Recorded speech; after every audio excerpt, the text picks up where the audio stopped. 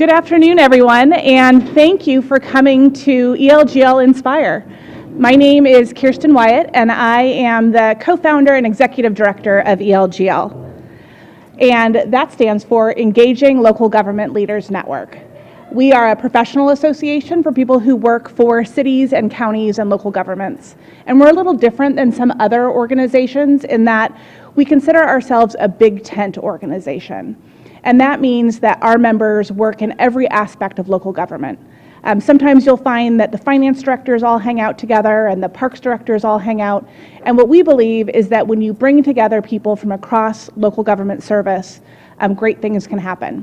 And so today we have put together an agenda that reflects that diversity of our membership, that celebrates local service at every level.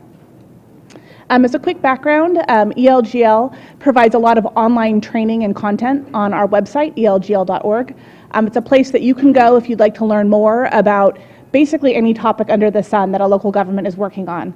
We've had posts recently about everything from tax increment financing to parks and recreation management and everything in between. We also produce the GovLove podcast. And it's a podcast about the people, policies, and professions in local government. And again, it's our way of celebrating local service, people working in cities, counties, special districts, and towns. We also try to find a lot of fun and joy in local government.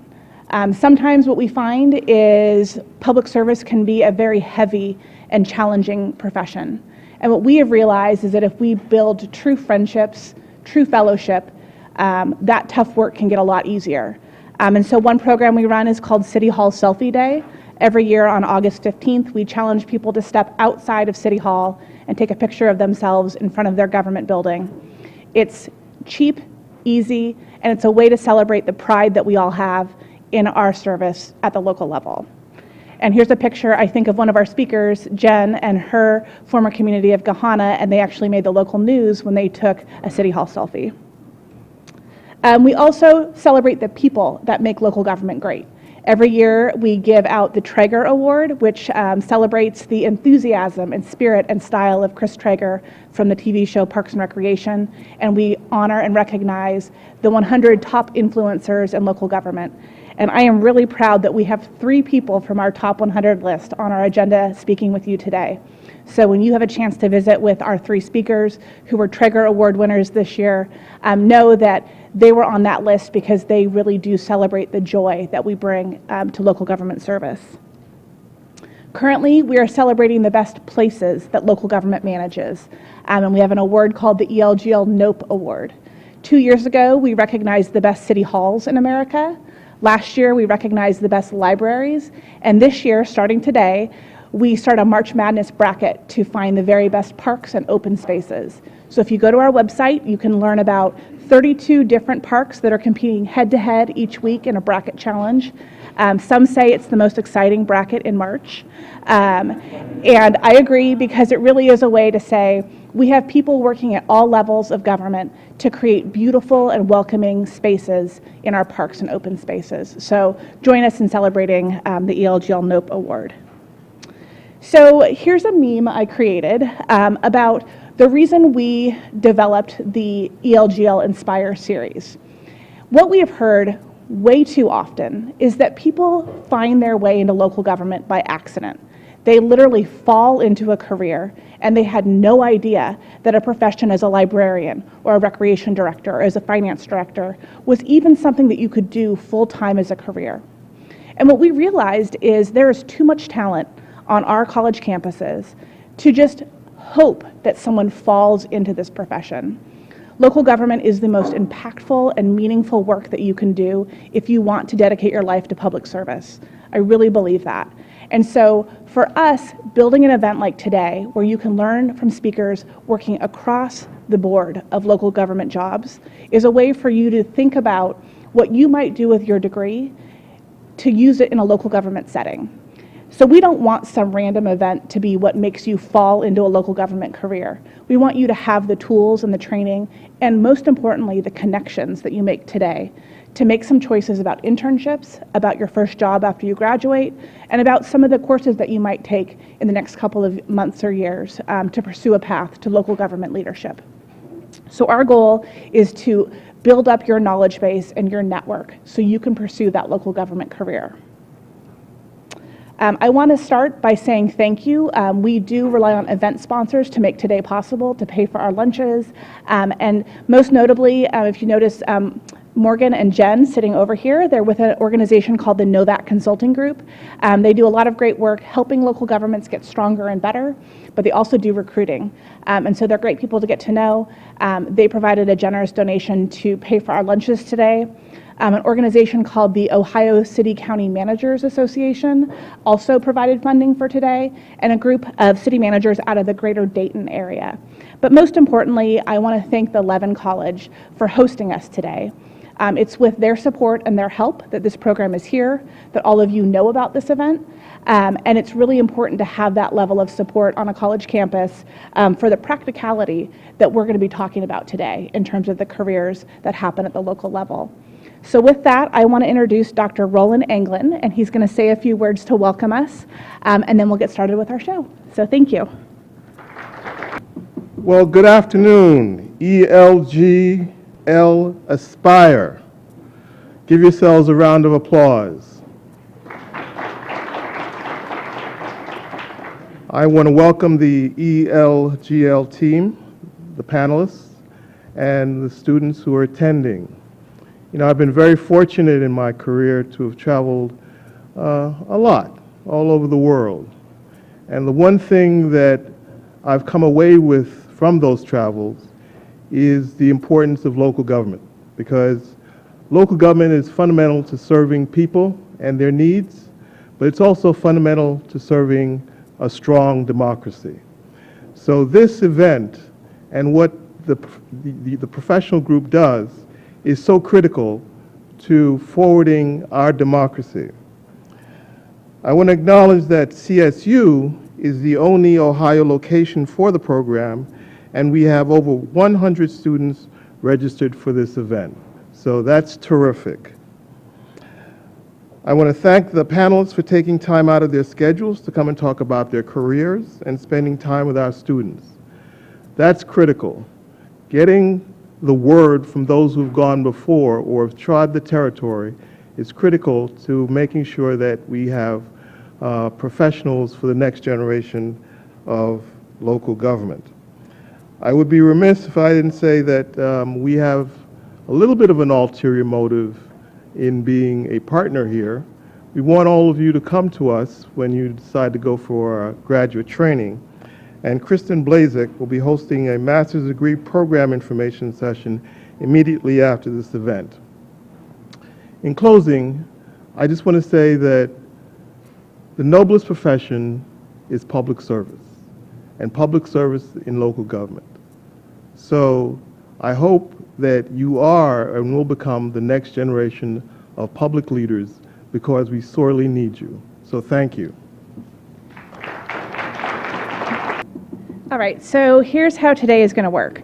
Our first hour is what we're calling the quick fire presentation time. And we really want this hour to be fast-paced, high energy. It's designed to give you a quick sneak peek at the careers that our speakers would like to talk to you about. And so these are 4-minute presentations. Zach, who is with Wauwatosa, Wisconsin, he's visiting here to help with this event. He's going to be holding up some timer signs. Our speakers know that they're going to be kind of whipping through this presentation to, again, give you that sneak peek into what it's like to do their jobs. After that, we're going to move into small group conversations where you can rotate from table to table and visit with the speakers and ask them more questions about what you've learned during the quickfire. And so during this first hour, I encourage you to take notes, pay attention, but really listen for those speakers who might be talking about a career path that you never once considered for yourself. You're going to hear about some really interesting jobs and things that they get to do every day, something that maybe you never thought about pursuing. And then know in that second hour, it's your time to ask more questions and learn how you might pursue that path as well. So with that, first up is we have Shadi from the city of Cleveland.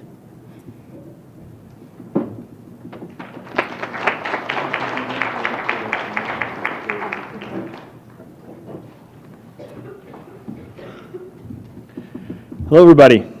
Thank you for having me here today, and thank you for the invitation to be part of this wonderful event. My name is Shaddy Swade. I am the project director of the Office of Emergency Preparedness at the Cleveland Department of Public Health. We are actually your neighbors here. We're just right up the road here, about 12th and Lakeside, not too far up the road here.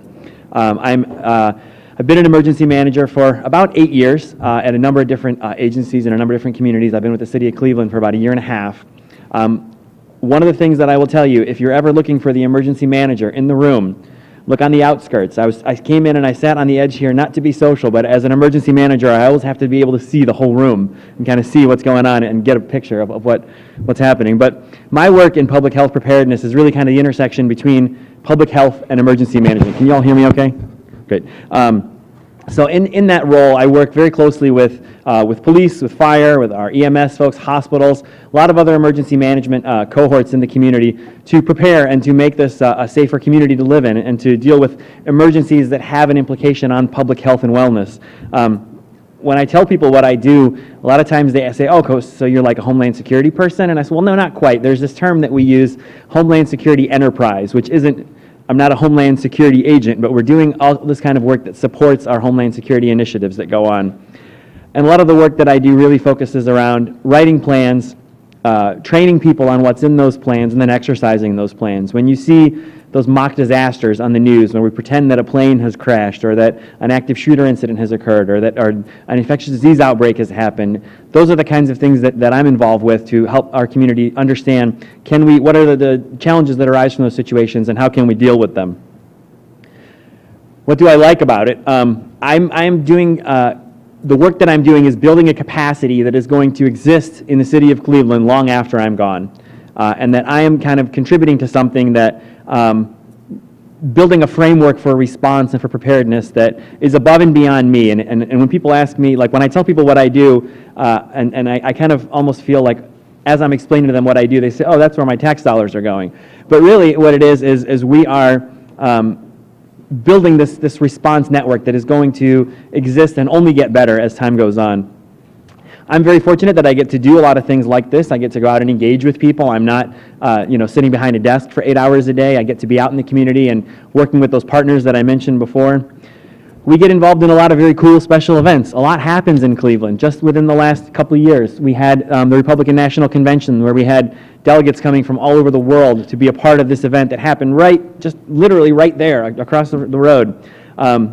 Over the last 4 years, I don't think there's any building that's had more high-profile events in the country than Quicken Loans Arena, between the RNC having 4 straight NBA finals and all of the security measures that went around that, and people traveling internationally and bringing in all kinds of unique diseases with them that we had to, as a community, be prepared for.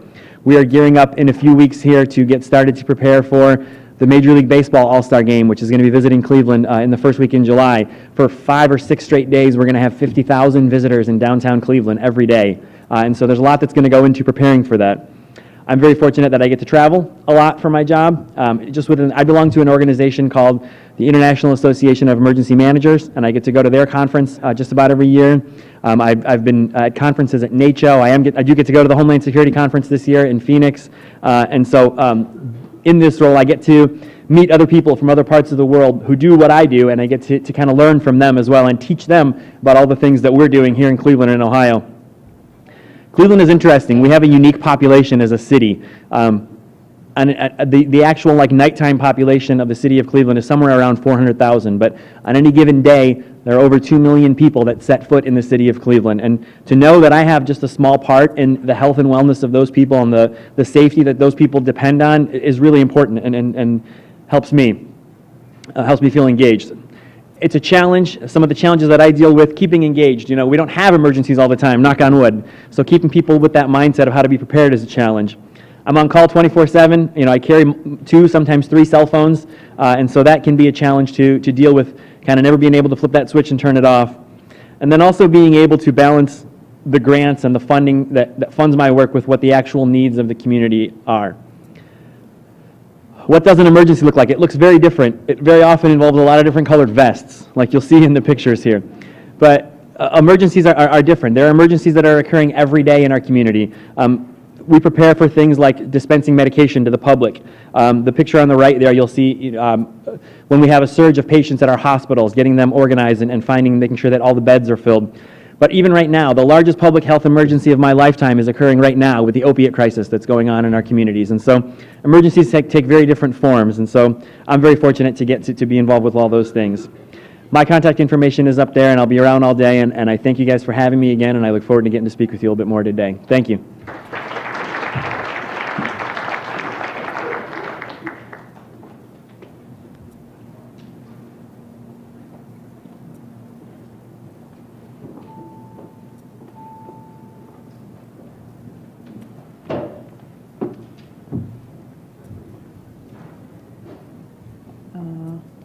Next. There we are. So good afternoon. My name's Natoya Walker Minor, and I serve as the Chief of Public Affairs for the City of Cleveland. I've been in that role now we're in our 14th year. Our mayor is in his 4th term. We're in the 2nd year of our 4th term. So I took a position in preparing for this to really talk about career planning and how I was able to navigate what I've been able to achieve. So this map shows you just defining goals, checklists, motivation, strengths and weaknesses, those things that we have to talk about to ourselves on a regular basis. So what are my foundational building blocks? Confidence. To work in public service, you definitely have to have a level of confidence because you're really talking about how do you deal with public resources. How do those resources impact people? How they impact community? I have a love for reading, and I'm a lifelong learner. Every single webinar that comes up that's related to any piece of work that I'm doing, I participate on. I participate in a lot of webinars because we have to be on the cusp of what's going on in our communities and across our country. Current events. There's always current events going on, and I think about how something could have been handled differently. Remaining engaged, and relationships matter. And if you don't remember anything that I say today, remember that. Relationships matter. Relationships matter. And why do they matter? They matter because you never know who you're going to come in contact with.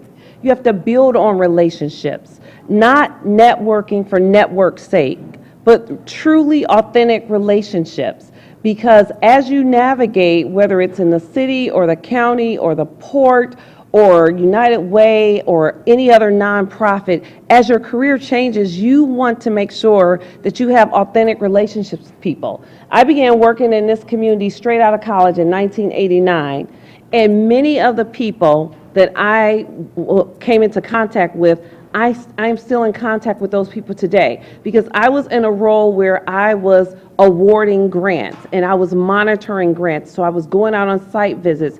And when you have the keys to the purse, right, you get to know people. And so you want to make sure that they're acting in a level of compliance. But more than that, you want to provide the technical assistance required for them to deliver. That's relationship building. That's a level of trust that has to be established. And on any given day, in any given room in Cleveland, I'm sure to see somebody that I've met along the way. And it's not just Natoya because of any role that I have. It's truly an authentic relationship because I'm a strong proponent of personal power as opposed to positional power. And that's key because I've watched a lot of people navigate with great titles. And at the end of the day, because all of this is temporary, they don't have anything because they did not invest in the roots being an authentic relationship. In this work, there are a couple fundamentals. You have to be adaptable. You may work for a manager, a city manager, or a mayor, or an administrator, or an executive director. And you may be thinking that you're going in one way, and then the next thing you know, you're headed in another way. You can't be married to an idea, right? You can't be married to an idea because there is not a monolithic solution. It just isn't. It's putting the cards on the table to talk about and think through from a strategic perspective, right? And in my graduate program, there were 4 fundamentals that we talked about. Human resource management, financial resource management, operational resource management, and performance management. So for every decision, you have to think about those things and what the impact will be. Diversity and inclusion is key. I was in the first class of busing here in Cleveland in 1978 as an 8th grader. And that's when I learned the power of diversity and inclusion and equity. That political decision was all about equity. And then navigating those relationships with parents and school administrators and looking at those dynamics. Diversity, inclusion, and equity has to be a consideration in every single decision. How do you do this? You have to define your goals, your personal goals, your organizational goals, develop a strategy. You have to actualize your strategy. If you have a strategy and you aren't actualizing it, it's a strategy for strategy's sake. It's not going anywhere. And that's why we frequently hear that there are strategic plans on a table somewhere after a level of effort and major investments, and nobody's following the blueprint. And you have to monitor it to make sure you know where it's going.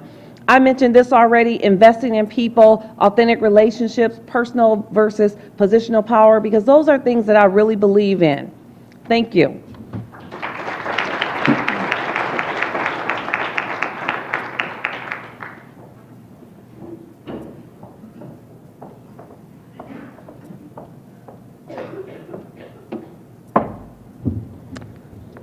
Hello. Okay, well, I'm going for the award for the most slides in 4 minutes, so bear with me. My name's Ann Clavora, and I am principal planner with the City of Shaker Heights. I've been there about 14 years, and I am a proud Levin College graduate. I have a master's of urban planning, design, and development, so I see a few familiar faces in the room. I work with a team of 5 at the planning department. We work on short-term planning, long-term planning, zoning, design review, and the fancy words we use are that we plan for the future, but we protect the existing assets of the City of Shaker Heights. But what do I actually do?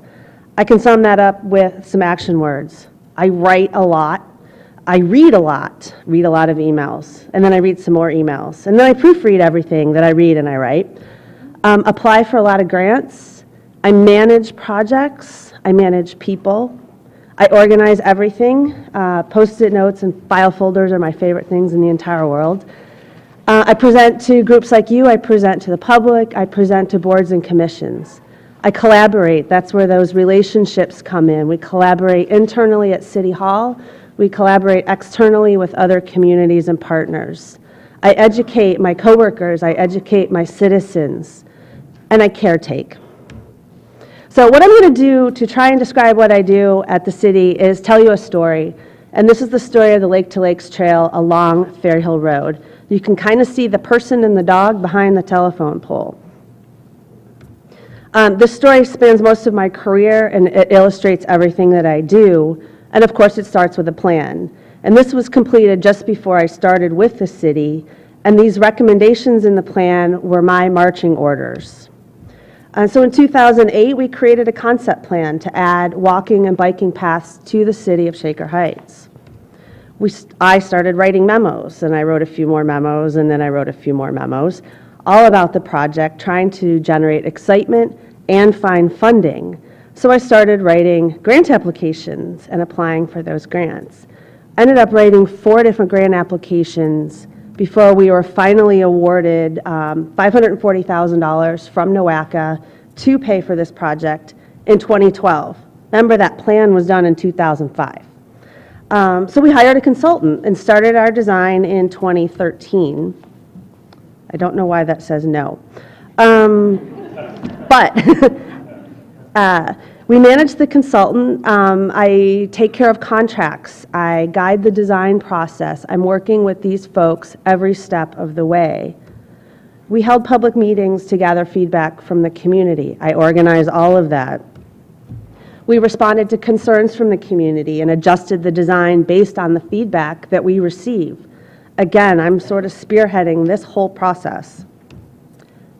And then the most fun part, not really, is spreadsheets and dealing with bid documents and analyzing all the information we get from contractors, trying to decide if these prices are the best ones that we can get for our project, and ensuring that we're using public resources in the best way possible.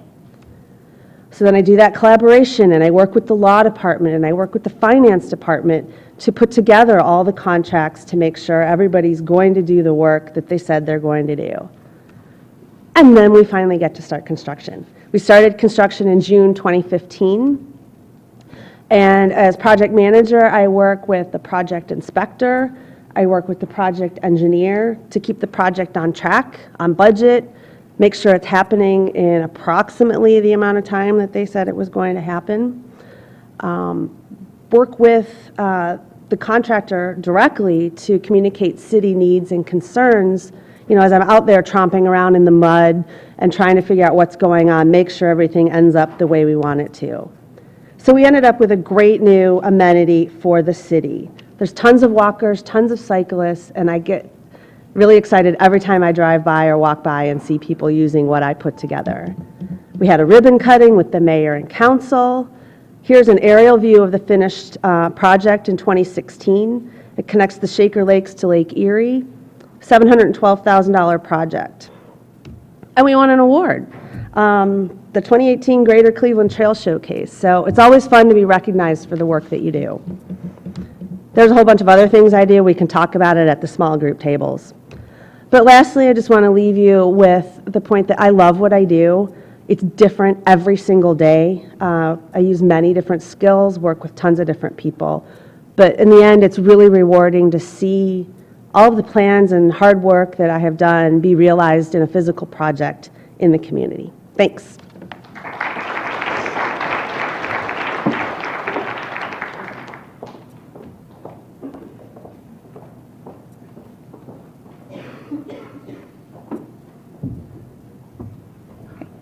Hi, so I'm Catherine Tkachuk. I'm the Chief Innovation and Performance Officer for Cuyahoga County. So one of the things that when I tell people what my job title is, they go, oh, cool. So what do you do? What does an Office of Innovation in Government do?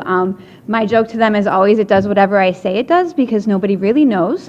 But the actual thing of what we try and do is we try and improve government for residents. Government in a lot of ways wasn't always built with the resident or the customer in mind. It was built with government in mind. And so that's part of what we do in offices of innovation around the country is try and improve government for those residents. So my favorite things about the job, it's never the same. There's just every day I'm working on different problems. I can tell you working on problems now regarding the opioid crisis to improving the procurement process to starting up some civic tech and innovation programs in the county to I think we are running a summer public policy fellowship. So those are all things that are going on in my job right now. You get to solve problems and be creative. I'm one of those people who I can't help but try and solve a problem whenever I see it. I have something I want to fix, and this is a great job to do that. And you get to use just some different skill sets. So I've worked in innovation in the past 8 years here and then also in Texas doing some work. And so some of the skill sets that I've used during my career in innovation is project management and policy. So this Pre-K for SA program was something done in San Antonio. I got to help start up pre-K programs. Smart cities, I was able to work on doing smart city technology, trying to design what technology would actually be useful for cities. Data analytics, I actually do like the spreadsheet work. That's a little bit different. So the spreadsheets, I have created models for fire overtime and spent lots of time most of you are too young, but Excel used to have a limit on the number of lines you could have in a single spreadsheet. It doesn't anymore, and that was a really exciting day for me. Process improvement as well is something I do. That's actually a map of the current county procurement process, and I cut it off some. So that's where we try and fix that. And then doing strategic planning and performance management to help the county do that and help put performance metrics around what we do to see if we're actually meeting our goals. The things that aren't my favorites, meetings, lots of meetings.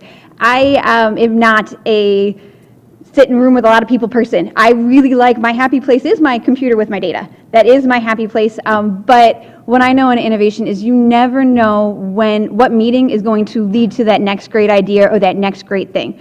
So I take meetings with people to hear their thoughts and ideas and try and make those connections because that's one of the big things. But it does mean sometimes I look at my calendar and went, oh, when am I actually going to get my work done because I am completely full. The other thing is not everything you try is going to work. And that can be really frustrating. I tend to be a little bit of a perfectionist and hard on myself. And so you'll put a lot of effort into something, but if you're trying it brand new, sometimes it just doesn't work out. And pushing for change, this is another piece of it, it can be hard, frustrating, and a lonely experience sometimes. Not everybody wants to change. Not everyone wants to do new things, try new things.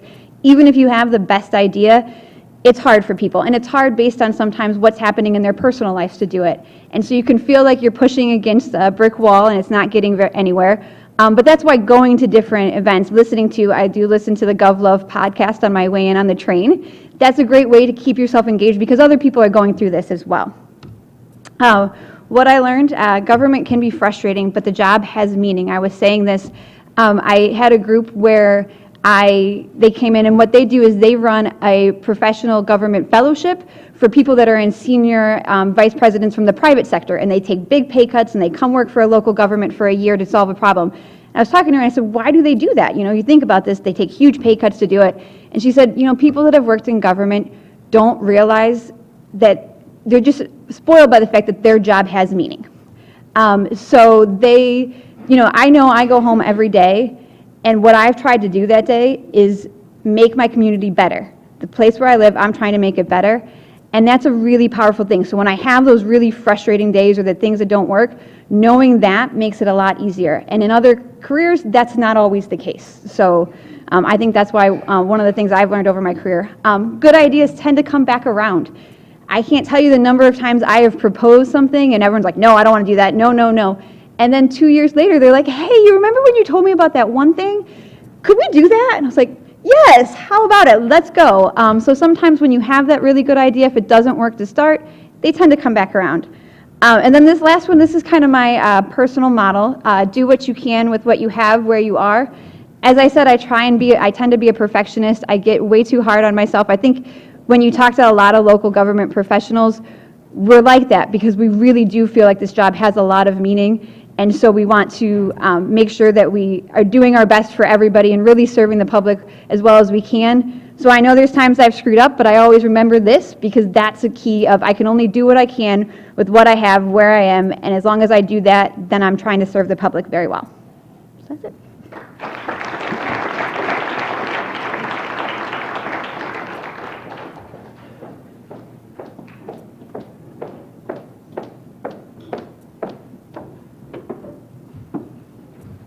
Hello, my name is Meg Ryan Shockey, and I serve on Brooklyn City Council. So since you're all students, I thought I would start with a pop quiz. First is, if you can raise your hand, who voted in the 2018 general election? Oh, good, I love seeing that. Raise your hand again. Who has thought of ever running for office, local or otherwise? I want to tell you right now that you can do it. And then I was originally going to ask you guys positions that you think would be found on a local ballot, but for time purposes, I'm going to just tell you a few. Include city council like I am, mayor, sometimes city manager, town clerk, sheriff, and judges, among others. And then the last one, does anyone know when the 2019 general election will be held?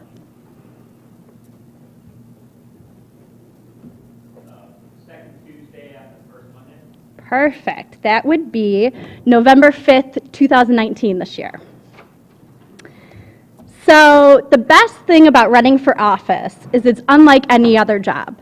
Apart from judges and some other positions, for city council, for mayor, for town clerk, there's often no right job, there's no right education to get on the ballot and to win, or I personally was appointed into my position to be appointed for the office. So the best thing about it is that any background is good, and any background works. And the more diverse that body of people, the better, in terms of age, race, ethnicity, education, gender, income, career, everything. Because the body of people who are representing the people that they serve should fully represent those people. So for city council, you had to be 18. In Brooklyn, there are often residency requirements in Brooklyn, you have to live in the city for 3 years before you can run for office for school board, mayor, or city council. And then finally, you need the petition signatures. So there are certain requirements. I believe this year I have to get 154 signatures to be officially placed on the ballot. And you're on the ballot and people can vote for you. So there are 3 things you can do right now if you want to run for office, whether it's in 1 year, 5 years, 10 years down the road. First off is get involved. There are committees, commissions, and boards in every city. Find out what they are, what interests you, and start attending meetings. So in Brooklyn, for example, we have a domestic abuse commission, finance committee, planning commission, recreation, sustainability committee, and more. Any of those interest you, you live in that city, start attending. When a board position vacancy opens up, they'll know that you're interested in it, and you could then serve on that board. I was on the planning commission before being appointed to council, and that's kind of how I got my start in the city of Brooklyn. Number 2, do your homework. What's the commitment of the position you want to run for? What does your city council do? What are the residency requirements? And start attending meetings. Attending meetings allows you to learn firsthand what those people in that position do. And third, as with any job, network. Reach out to a representative in your city and ask them to meet over a cup of coffee. Ask how they got there, what they learned, and what they wish they knew when they first started running for office. If you belong to a political party, start attending meetings or events, even if it's just social ones. These can help you with terms of networking down the line when you want to run for office. The best and worst part of running for office is that you're not interviewing with one single person or a small group. Rather, you need several hundred or even thousand of people to believe that you are the best candidate. But with diligence and hard work, it is possible. Thank you.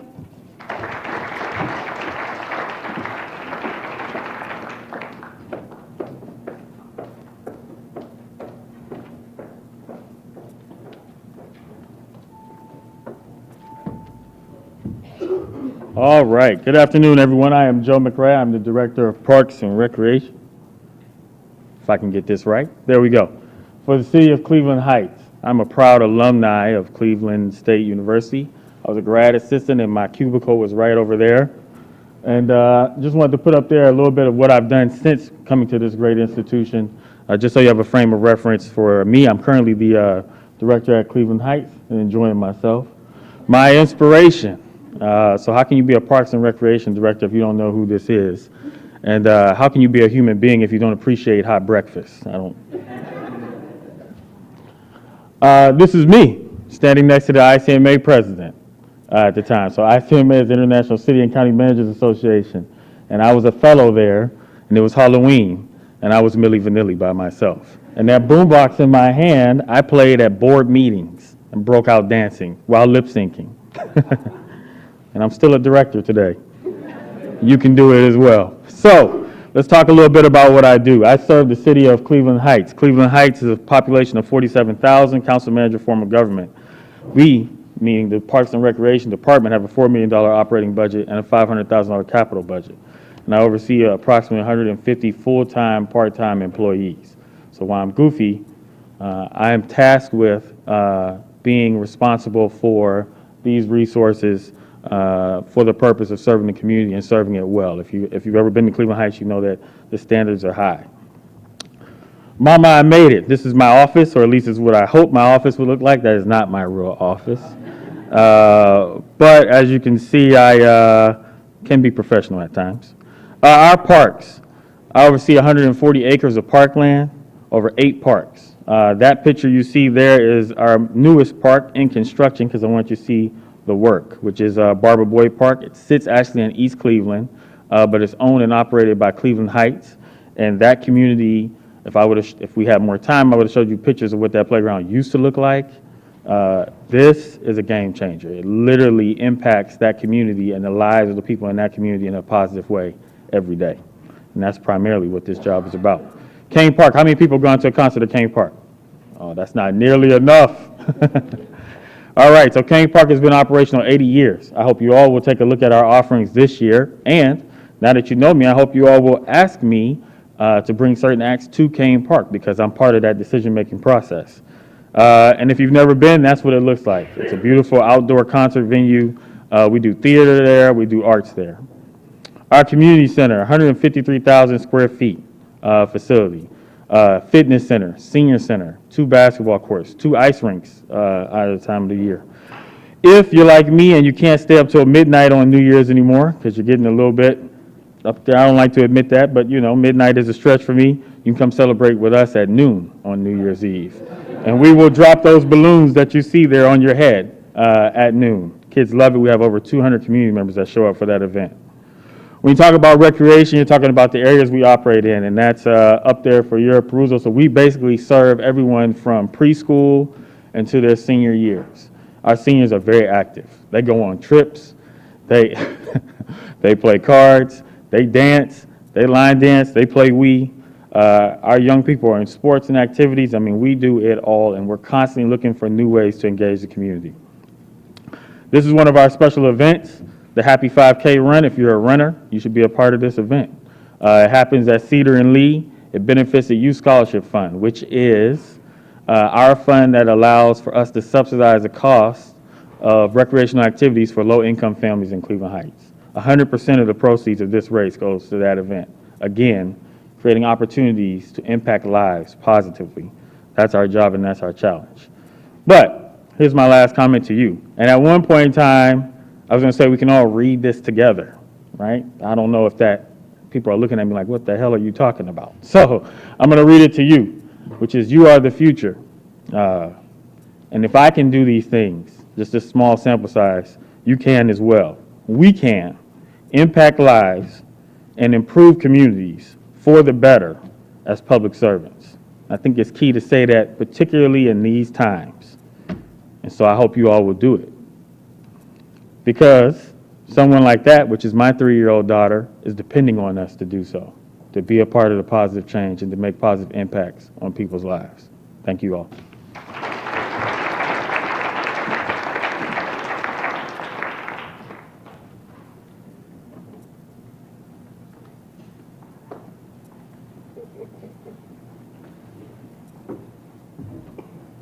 Good afternoon. I'm Kathy Bernardino Bailey, Executive Director of Greater Cincinnati Waterworks Utility. I'm going to share with you some of my role and some of what we do in Cincinnati. And I'm going to share it with you in a common way that I like to communicate with my staff. So what's our mission? We provide water beyond into our 52 neighborhoods, making sure it is safe, plentiful, and good. We maintain 3,100 miles of pipes in the ground, ensuring the water system is safe and sound. The city is growing, excelling, rebuilding each day. We're playing a positive role. It's the Waterworks way. I'm unique in my role, as some may already know. It's why they call me the First Lady of Water, Flo. In over 200 years and 32 directors or so, I'm the first woman director for my utility. Yep, that's so. The first African American, too, to give it a go. I'm breaking all barriers with this mighty duo. We're changing business processes to make them lean and helping customers with affordability to address their limited green.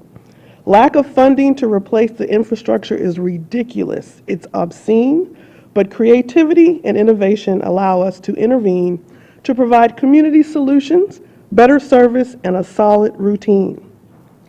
24/7, 365, I motivate 600 water warriors each day to do their job, serve the public, follow the rules of EPA. I assist customers with billing issues and meet them halfway, and speak with employees when complaints are underway. I respond to council members, the city manager, the mayor without delay, since they can end all my fun and take my payday away. I participate on national boards, committees, and stay involved on rules, regulations, changes, proposals, and surveys. I manage by data, lots of Excel, IT solutions. We pay to play. On the leading edge is where we want to stay. I communicate to say our water story, our work, our tap water successes each day. I deal with customer groups and issues when they argue and monitor leaks and breaks that the winter brings through. Personnel issues can be challenging, true. Answering developers' questions are also what I do. I communicate, walk around, and engage employees who are doing their best work with reports and data reviews. Evenings are filled with community groups and issues to explain our capital projects that we annually pursue. All work is aligned to the strategic business plan and future view so we can deliver the product that makes the revenue. And in between all this work that I do, I try to get a few social media posts in too. Oh, but the fun stuff, I can't deny, is where I like to hide. Taking the fundraising team for a ride. Or employees creating a float and joining the parade in stride. And doing it again the next year since we love the joyride. Or maybe it's serving free water at events with friends side by side. Or GCWW Legacy patio bricks for employees is pure joy and pride. GCWW Week trivia games keep us occupied. Or maybe it's Employee of the Year celebrations that are fun and department-wide. In summary, water is life, this we all know. We are happy to clean it and keep it aflow. I enjoy my job and try to make it fun. Bringing the fun helps get the job done. I hope you are intrigued and like what we do and will one day join a water utility crew. Thank you.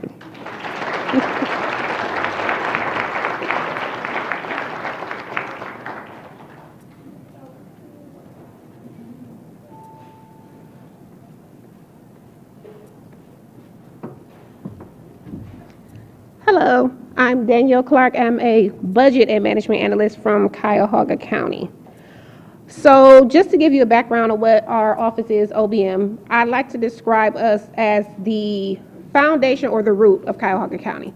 So our office literally touches every single person, every single agency within the county, from our custodials to our tradesmen, all the way up to the executive. They come to our office for analysts, for help as far as maintaining their budgets, and for programmatic and management assistance. So our office literally does the budget all year. So we start in January, looking at the budget, working with our agencies to go over what their plans are for this year, what their plans are for the upcoming year, what needs they may be going through, and how we can assist in helping them with funding. So we do research with our agencies as far as what grants are available, what federal funding they can use to assist them in meeting their needs. As we all know, budgets are usually contained to a certain amount. It's not often extra money there available. So we try to use best practices and innovative ways to kind of find how we can make their programs work and how we can help them reach their community even more. I've been at OBM for just over 4 years. I started at the county in public works. So I started as an accountant, and I will say that for me personally, public sector was never on my radar. I always thought I'd graduate from college, I'd go straight to corporate America, be in some 8th floor corner office. But somehow I was led to public sector just because when I graduated from college was during the recession in 2008, so there really weren't many corporate America jobs available. And public sector came onto my radar as an opportunity to just get my foot in the door and learn more. Being at the county has made me realize that my work does matter. I work with agencies such as the Department of Children and Family Services. You would think that, oh, I'm just the budget person, I don't do a lot with them, but I get to interact with their program managers, with their director. I hear stories monthly as I attend their child stat program. I hear stories of how they are affecting young lives, how they're finding homes for children, and just what they're doing on a day-to-day basis to really save our children in the community. I also work with our human resource department. So more internally, I get to see how we actually affect other employees, what benefits we have for employees, what wellness programs we bring to our employees, and how we make those funds work to better just not only the community, but our employee lives. So if you ever want to get into an agency or somewhere where you think I'm just a number cruncher, I'm not really doing something. Public service will allow you, no matter what role you're in, to really touch the lives of every community person and anyone that you may come in contact with. Thank you.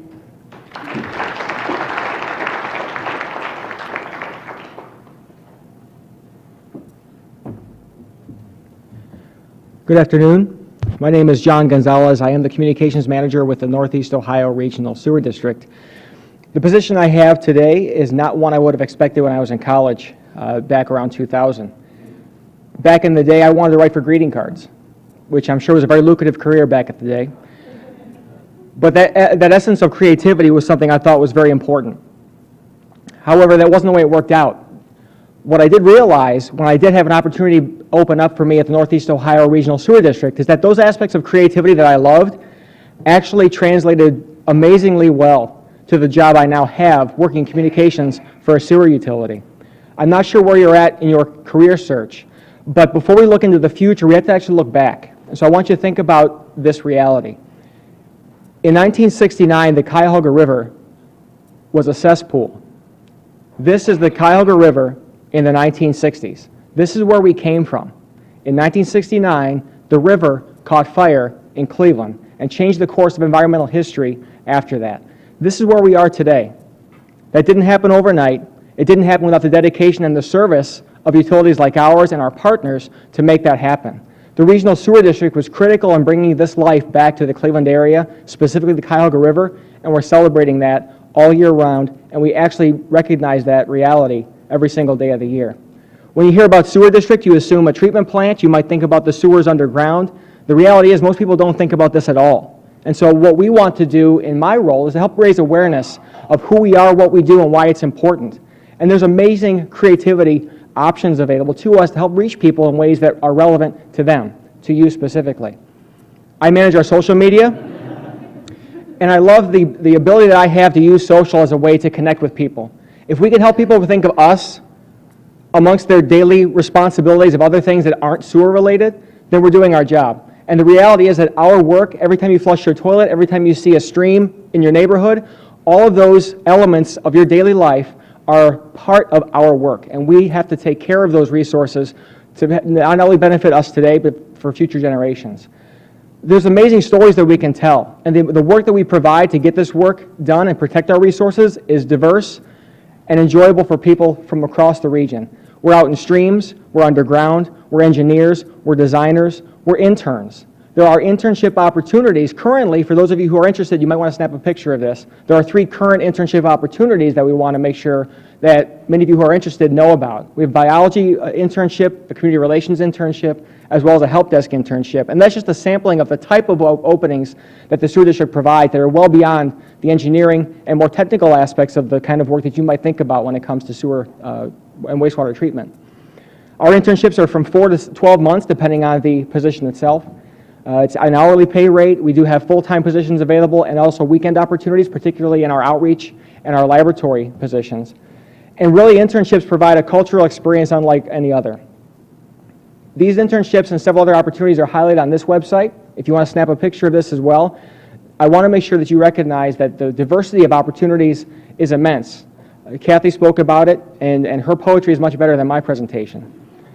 And I could have rhymed if I would have made it out and planned appropriately. But check this out, because you want to recognize that the diversity of career opportunities in our organization, in our industry, is immense. And the work that goes into protecting our health and environment every single day is not only benefiting us today, it's benefiting future generations. And it's work we take very seriously, and we're proud to do it.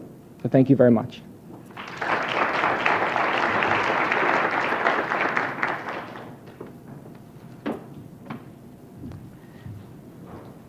All right, so now it is time for us to visit with the speakers that we heard from today. We are in the wonderful situation of having so many attendees that we didn't want these small group conversations to be too crowded or forced. And so, whoops, I did not mean to do that. Sorry. Got so excited. So we do have 5 additional speakers who you'll meet later today in our program, but who are also going to join us for these small group rotations. And so if Zach could please stand up. Jim, Jen, who else is joining us?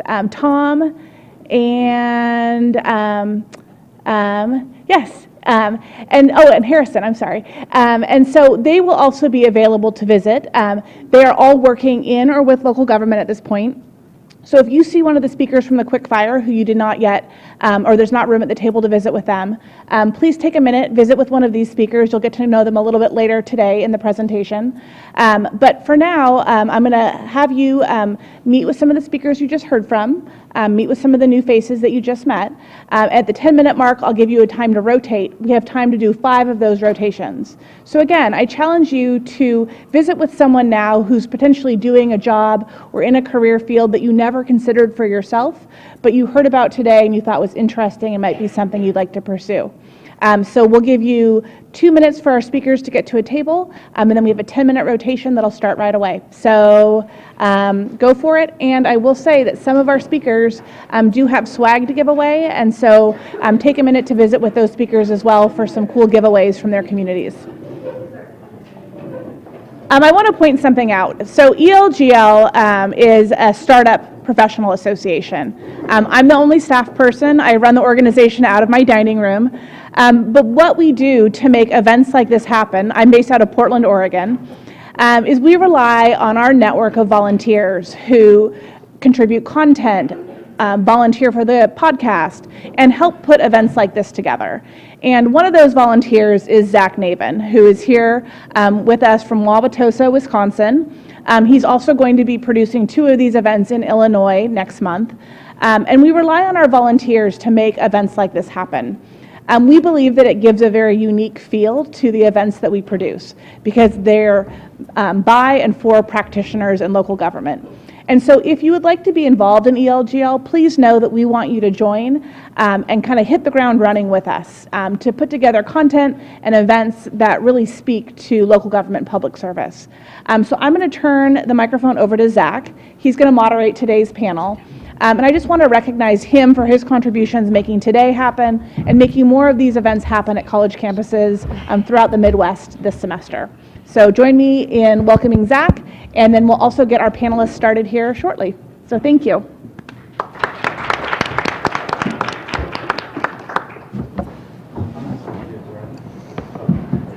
All right, thanks again, guys. As Kirsten said, we are glad you could all make it here with us today. This session is going to be a little bit more about the next steps. You've heard from all these great guests today, what they do for a living, and what might interest you. But now it's kind of like, okay, how do I get to where they're at? What are my next steps? Whether you're an undergraduate, trying to look at graduate school, or maybe you want to go work for a couple of years afterwards, or maybe you're ready to graduate from your master's program and it's time to get the job applications flying here for the spring. So with that, we'll hit these guys with some tough questions. Well, I'd first like to say something. When I was back in school, back in 2012, I remember first learning about ELGL back then when I was in the MPA program, and it has grown exponentially. It is amazing to see how far ELGL has come, and if you guys are thinking whether or not to get more involved with ELGL, do it. It is worth it. They are way awesome. It is a great thing that they're able to just take local government and take it to the next level. It's amazing. So definitely do it if you're thinking about it. Thanks. All right, so we'll start off. We'll have these guys introduce themselves. If you could introduce yourself and give us an elevator speech about your education and career path. Oh, all right.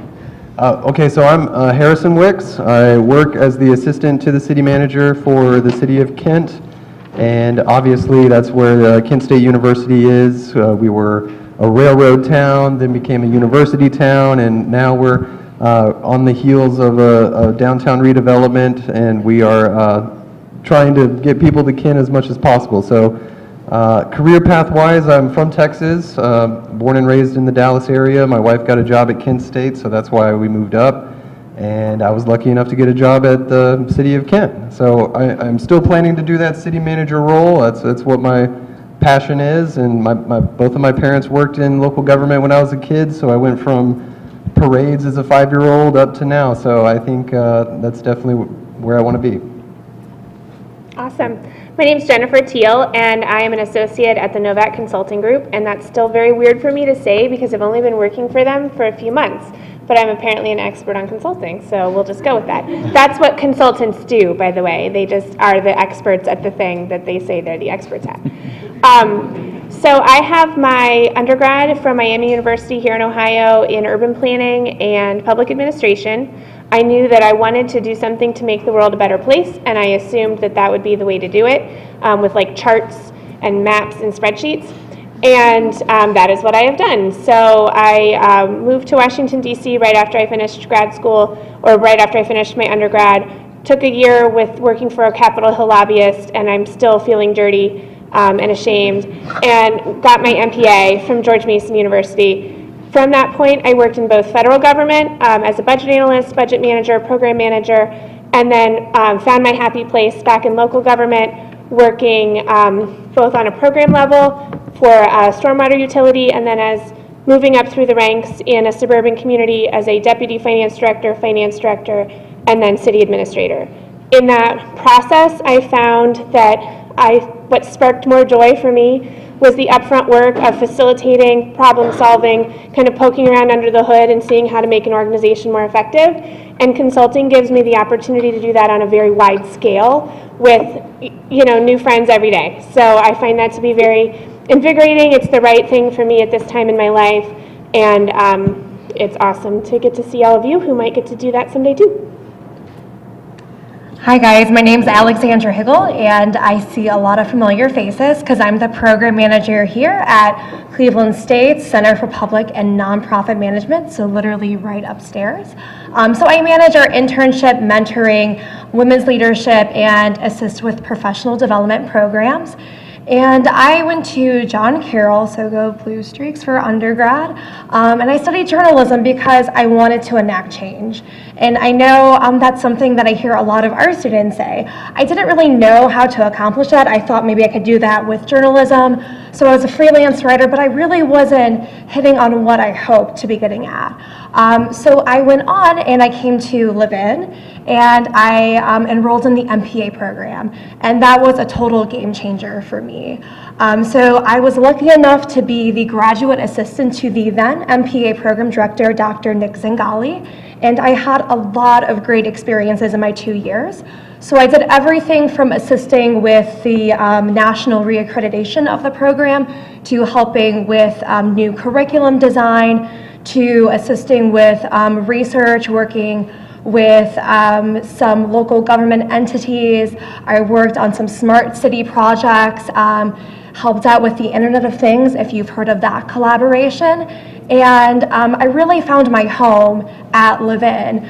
I learned a little more about local government as the founding member and president of our CSU ICMA chapter, so International City and County Management Association, and which Alex, who's right in the front, is the president of. So if you're interested in local government, which it seems like you all are because you're all here, you should talk to Alex and figure out how you can get more involved.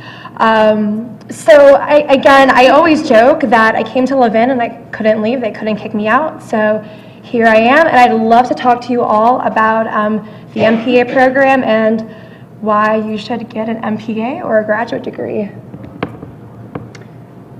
My name is Tom Carroll. I'm the village manager in Silverton, Ohio, which is a first-ring suburb right outside of Cincinnati.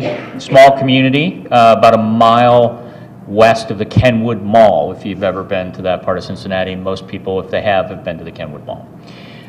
It's a small community, black majority community with a fairly high, low to moderate income population. And I've been there for 5 years. Prior to that, I worked for a community that was an outer ring suburb, and I've become just fascinated by the challenges that really exist in the inside the Beltway inner ring communities. So this year, in addition to being the village manager, I'm doing some research through a fellowship with ICMA, trying to develop best practices for how inner ring suburbs, which we have many of in the Cleveland area, can turn themselves around and revitalize. So I'm looking forward to talking to you more about that if that comes up. Prior to that, I've worked in 4 different states. I've worked in Colorado, state of Wyoming, Georgia and Ohio. I've been in Ohio since 2001.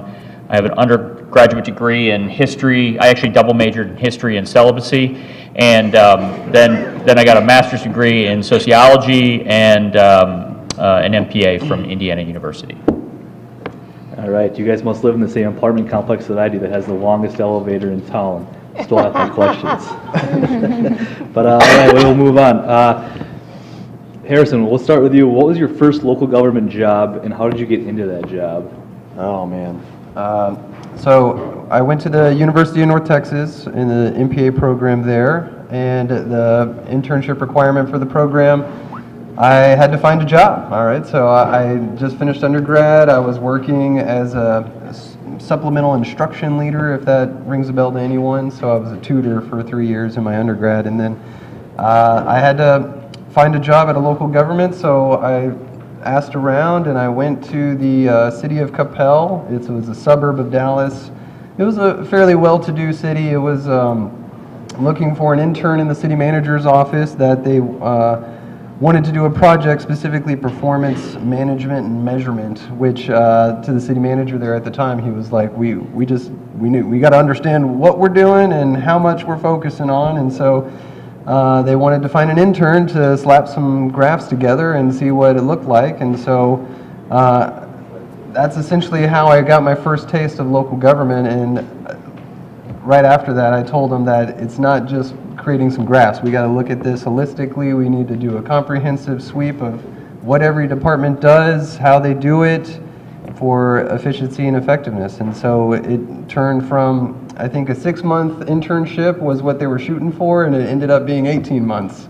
And so I was there helping them every step of the way, and I enjoyed it a lot. So that was kind of my first taste. And also, while I was there, I was on the Employee Adult Softball League, and we were champions that year, so that was good. Yeah, so it definitely just jumped full, both feet into the water, and then, yeah, it was a really enjoyable experience. All right, Jennifer. So my first local government experience was while I was an undergraduate at Miami. I actually worked for the Village of Lincoln Heights, so nearby to where you are, Tom, and they did not have an economic development anything or a parks anything, and I helped draw up the plans for their very first neighborhood park, which was just so sad that it was 1998 and we were doing that. But it was something my professor helped me find. I wouldn't have found it on my own, and I made some good connections and relationships there that helped me later.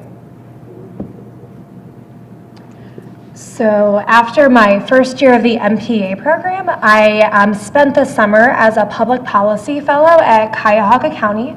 So I was placed in the Department of Consumer Affairs, which I didn't even know existed until I worked there for the summer. And it was a fantastic experience because we really collaborated with a lot of community partners and stakeholders. So nonprofits, private agencies, and then other public agencies as well, such as the City of Cleveland and also smaller municipalities. So through the Consumer Affairs Department, I was able to sort of utilize my undergrad degree and help redevelop their communication strategy and write some spots for their weekly segment on WKYC. But then I was also really able to learn about what the county did too. So the cool thing about the public policy fellowship program at the county is that every single week they try to get you out in the field and to learn about a different department or division. So they do a really good job of having that hands-on experience and learning a little bit of everything and anything that the county does. My first job was right out of grad school. My wife, my brand new wife at the time, she's still my wife, but she's not brand new anymore. As my wife, I mean. That didn't come out right. So we got a U-Haul and moved from Indiana to Colorado, where I took a position in Longmont, Colorado. I was sharing with somebody at one of the roundtables that it cost us $1,000 to move out to Colorado for a $20,000 a year job. It made no financial sense.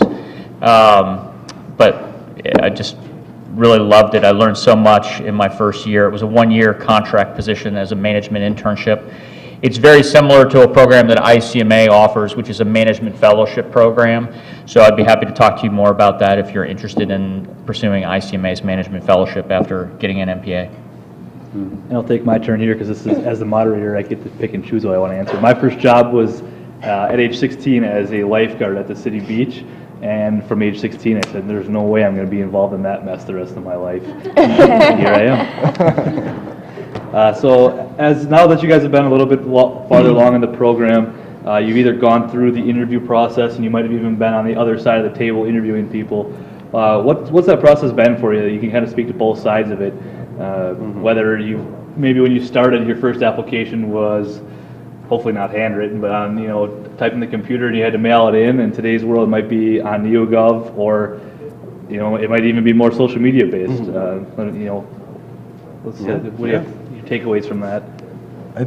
I think for me, when I was first going around applying for internships, if I had to look at my resume of what it looked like back then, if I looked at it now, I'd cringe just to look at what I put on that resume. And I don't know, it's just funny to think back then the types of information I would put on it, trying to make myself sound intelligent. I now think, what does that even mean? Like, I don't, okay, I guess now that I've had these experiences, I realize what I am looking for when I see resumes. I just want someone that is intelligent, but not trying to make me feel like he thinks he's intelligent, like he or she thinks he's intelligent. You know what I mean? It's a lot more realistic understanding that I feel now, having done this for a little bit, that if I had to hire an intern, I would be looking for, how often do you volunteer?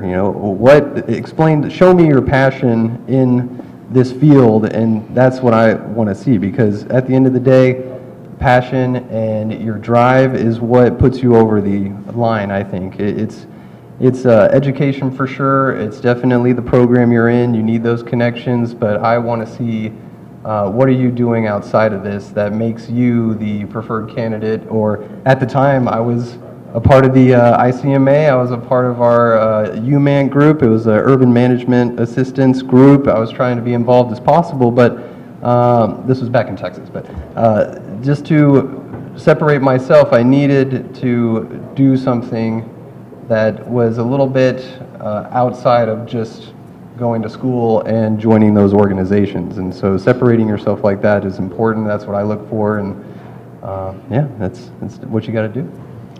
I think about how I operated as a young professional, or trying to be a young professional applying for jobs. And I had a lot of sense of, but I'm good enough and I'm smart enough, right? Like, my credentials should speak for themselves, or why don't I deserve, they should know better. Like, I'm amazing, why aren't they hiring me, right? And a lot of heartbreak when I didn't even get phone calls or acknowledgments that it was worth, that I was considered. As a hiring manager now, I see that sort of the folly of this, I almost want to call it arrogance of, but aren't I, come on, you'd be lucky to have me, to really understanding the concept of organizational fit. And I'll tell people, I can train a person to do almost anything, but if they can't work well with my team and they don't improve the culture of my organization, I don't want them there. Like, you're at your job all day so much, and the fit and the way that a person can fit in with your team and improve the dynamics and really make magic happen is critical. And so now if I were to interview today, I would ask a lot more questions to the interviewer about what are the challenges that your organization is dealing with, and what are the issues, and what are the things that a person would need to be able to do to really fit in. And by asking those questions, I think it would it would tell the interviewer, oh, well, this person is really concerned and aware of the concept of organizational culture and organizational fit. As opposed to, well, let me tell you more about how amazing I am, which is how I definitely did, 87% of all interviews I had ever done, up to a certain point. But I think that awareness of that it's more than just, accomplishments, credentials, knowledge. It's really about an emotional connection is hugely important. So it's interesting that you bring up that you went into those interviews and applied with that degree of confidence, because So I almost didn't apply for the county's fellowship because I thought, oh my goodness, they're not going to want me. I'm not qualified. I want to make a difference, but this fellowship program is so prestigious. There's no way I'm going to get in, so why apply? And I applied because I had professors and the live-in college family supporting me because I had that passion and that drive to, make that difference. And I see that with our students. A lot of you come up to Rob and I and say, I want to apply for this internship, I want to apply for this fellowship, but I don't think I'm good enough. Who's going to want me? Well, so first of all, you're here for a reason. You're here because you want to make a change, you want to make a difference. So that's step one. So I would say to sit down, think about it. Are you a good fit for the organization? Do your skill sets align, and don't sell yourself short? Because thinking back to like a year, 2 years, 3 years ago, I totally sold myself short. And I see that in a lot of our students, and I see how amazing you guys are and what you bring to the table. So just keep that in mind. I'm going to follow up on one thing Alexandra just said. When I was applying for grad schools, I got an application from Harvard thinking, I'll apply to Harvard, we'll see. And I got to page 4 of the application, and they had a place on the program where they said, list any patents that you have. And I thought, well, I can't, there's nothing I can do to lie, saying, oh, it's under review, no. So I just folded up the application and never applied to Harvard. You miss 100% of the shots you don't take. Apply for a job if you're interested in. That's number one. Number two, if you're interested in the job but they're not interested in you, it's exactly about goodness of fit, like what Jennifer was talking about. If it wasn't a good fit for them, it probably wasn't a good fit for you. So just don't take it personally. And in fact, that's a good rule for life and applications. Don't take it personally if it's not a good fit. A couple of other quick little tidbits on your resumes. I would encourage you, when you're writing a resume, to make sure it doesn't read like a job description. Don't say something like applied for grants. Say something like wrote grants and obtained X amount of dollars in grants for my entity. Because if it reads like a job description, I'm not looking at your resume to simply say, oh, yep, they got that box checked. I'm looking to see, can they bring something to the table where they've actually had success. And then the last little tidbit I'll share is, this is a pet peeve of mine.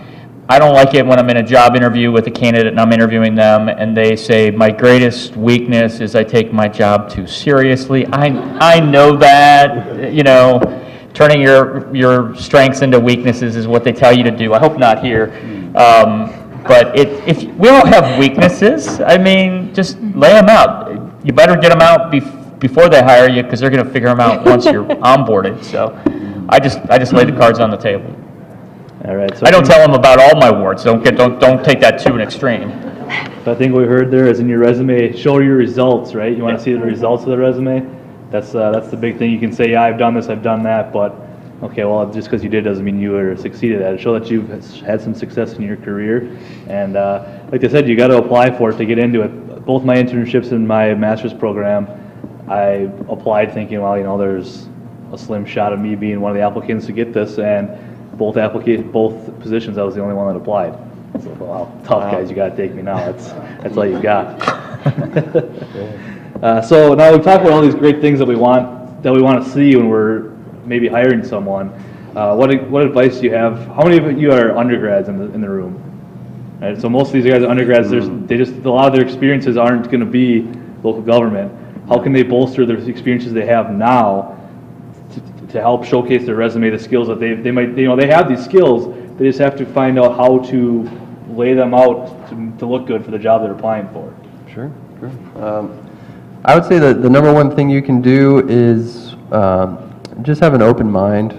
Don't be a yes person. Of course, you don't have time to say yes to everything that comes your way, but I would say be as active as you can. Do what you're interested in. If you want to be a part of a student organization or if you want to volunteer, those are things that are meaningful. You take something away from it.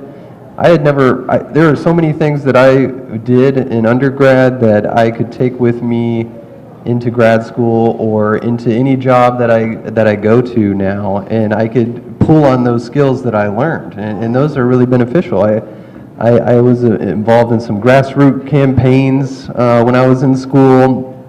Just the process of getting to meet people in my community and self-organize is something that you're going to use, especially if you ever have a job where you're organizing events or special projects. That organization skill is always going to be an asset. You're always going to need that. And so being organized, but if you wanted to do something that's not local government related, I think just having a service attitude is something that's always beneficial. If you wanted to volunteer in your community, even if you're not planning on doing local government, you can still take those experiences with you to any sector and make a positive impact. And so I think having an open mind is probably one of the best things that I could tell you about that.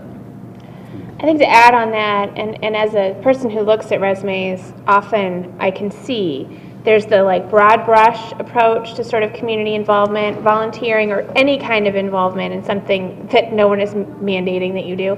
And then there's the like deep dive approach. You know, they're the people who are in 27 clubs and do all the things, and then there's the people who pick a lane and say, I'm not just going to be a member of ELGL, I'm going to, so I'll plug this here, I'm going to write blog posts, and I'm going to help organize events, and I'm going to maybe not be an officer or an elected member, but a leader and a trusted doer. And I think in a lot of cases, you can gain a tremendous amount of relevant career experience in organizations that have nothing to do with your career field if you pick a lane in something that interests you and you do a little more in it. You take a leadership role, or you volunteer to create, do events, so now you have event management expertise, or you have financial management, like by sort of diving deeper into the groups and organizations that you care about, you can get some really relevant experience that will bolster without looking like, well, I just went to the organization fair and I joined it all. Well, okay, that's cool, but again, what were your results? Like, you can really get results by diving deep into an organization that you care about. So I want to follow up on that because I think that's great. So one piece of advice that a former supervisor once told me is to, find an organization, whether it's, ICMA, APA on campus, and then look for the gaps. What are the gaps? What can be improved? And, pick something tangible, pick a project. Say, hey, I want to work on this because I think this area could be improved. And then when you leave from that organization, from that project, leave it a little better than when you first approached it. And then you can take that experience and show that as something tangible on your resume when you're going to apply for jobs. And then also you made a positive contribution to an organization that you cared about as well. So again, I'm going to plug ICMA and APA. So talk to Alex, and look at ICMA, look at APA, and ELGL. And ELGL. Obviously, we don't have an ELGL chapter on campus, but get involved in ELGL at a national level, and take your passion and figure out what the gaps are and how can you make it a little bit better. Yeah, I agree. The first job in local government, obtaining it is not easy. It can be a challenge. It can be frustrating. Work through that, number one. Number two, following up on, I think, what Jennifer talked about in terms of be willing to do something special. When I look at that first job that I took, that I mentioned out in Colorado, when I was working for $20,000 a year, and I didn't get paid a lot financially, but I got paid a lot experientially. So I looked very early in my career, what experiences can I get? Is it worth my investment of my time to work for less than I'm worth? Obviously, I'm amazing, you can tell from my resume, but being willing to work for a little bit less, whether that's volunteering in your hometown to do a research project on something special, anything you can do to differentiate yourself for that first job, being able to say, I did this over 3 weeks in my summer, could make a big difference for landing that first position. So I would be willing to do something, take a chance, and do something that will set you apart in getting your first job. So keeping that job, keeping that first job, or maybe even that second job, Just talk about the typical application process and the places you look for these jobs in the application process. I think we all kind of know that can be a little frustrating, and especially as a new employee or someone that's trying to break into the local government world, when you don't hear back from an application for a month and you're completely down in the dumps. Can you talk about that a little bit? Yeah. I think first and foremost, just my own person, I hate applying for jobs. I think the process is very long. I've even given up on some jobs just because I didn't want to go through the whole process. Oh, I gotta put this in these little text boxes. I gotta create another login. Oh, it's just some of those things that create hurdles for you. But overall, applying for jobs is obviously necessary. You're going to be doing it a lot until you find that dream job of yours. But the way you get there, it's networking. Obviously, networking is a very important part of it. When I was in school, talking to my classmates, I think having those connections now, those connections are going to last a long time. And a lot of the people that I went to school with were still in contact with each other, and they're all over the place. They're either in, not all 50 states, but on a lot of them. They're working in California now or in Florida, and we're still in touch. And so those are connections you can use in the future. But when you're applying for jobs, you want to consider the people that are going to be reviewing it. Obviously, I've called many HR departments in my day saying, oh, have you seen my application, or have you come to a decision on this or that? And they would tell me nicely, okay, stop bugging me, because I think that person, in my mind back then, I was thinking, oh, well, they're just dragging their feet. They're not telling me something they should be telling me, but in reality, they're probably just really busy, and they haven't gotten around to looking at your resume yet, and so you just need to wait. And that's something that I had to learn. I had to learn to be patient and to be empathetic. And so I think applying for jobs is nerve-wracking, and you got to be able to take that away and understanding that there's not something that is wrong with you. You know, like you can be denied a job and still be very, very qualified.